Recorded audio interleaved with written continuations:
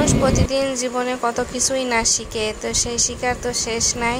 আসসালামু আলাইকুম গাইস, তোমরা কিংকা আছেন? আশা করি ভালো আছেন। আমি আর নাদিয়া আবার বাইরে বের হয়েছিনু একটা কিছু শেখার জন্য। সেই শেখার জন্য গন্তব্যে যাওয়ার জন্য অনেকক্ষণ দাঁড়িয়ে থাকে রিক্সা পাচ্ছিল না।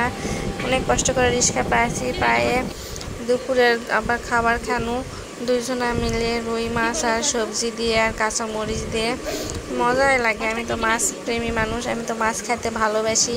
মাংসর চেয়ে আমার মাছ বেশি খাই, কারণ মাছ খাওয়া শরীরের জন্য অনেক উপকার।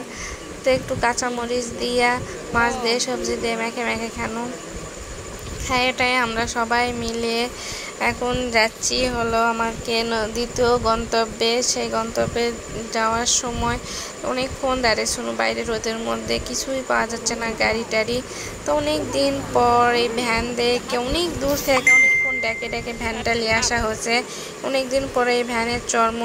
তো মেহেদি আমার কীভাবে উল্টাপাল্টা করছে আল্লাহ জানে, সারাদিন উল্টাপাল্টাই কয়। তো করছিল আপু দেখো এই যেগুলো হলো বিষাক্ত জিনিস, এগুলা খালে মানুষ মরে যায়, তাই এগুলো তোমরা কেউ খায়ও না জানাবার। তো এই যে আমরা সবাই মিলে অনেক দিন পরে বুড়া মামার টমটমে চড়ে যাচ্ছিল। তো তোমরা কি এরকম টমটমে চড়েছেন কোনো দিনও? তারপর টমটম থেকে চড়ে এখন বাড়ি যাওয়ার সময় একটু হালিম খাই নিনু।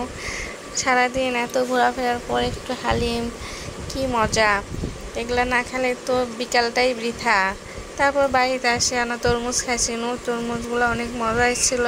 আলহামদুলিল্লাহ, আজকে সারাদিন এইটুকুই।